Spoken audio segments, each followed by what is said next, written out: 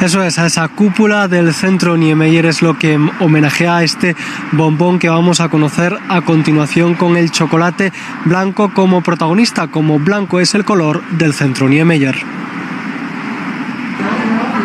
Son las cúpulas de Avilés, unos bombones artesanales con forma de cúpula que homenajean al Centro Niemeyer de Avilés. La confitería Josmar en El Pozón los creó hace 10 años, inspirados en uno de los edificios del complejo cultural. Es un homenaje al Centro Niemeyer.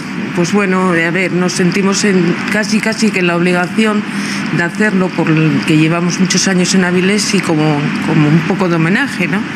Entonces, después de hacer muchas pruebas, pues optamos por hacer este tipo de bombón.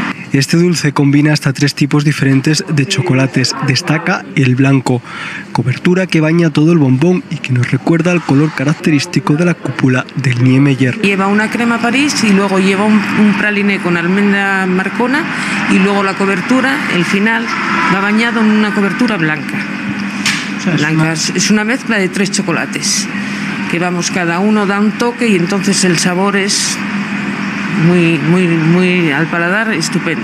Estas cúpulas de Avilés son un bocado dulce que atrae a vecinos y visitantes, unos bombones que muchos regalan en ocasiones especiales y que se venden solos al peso o combinados con otras especialidades de la casa. El que los quiere llevar solos porque quiere llevar un recuerdo solamente de eso, de Avilés, de eso, pues van solos, y si no, por lo general se venden variados con los demás. En épocas turísticas, pues lo que hablamos, salen más esa cajina con esos solos.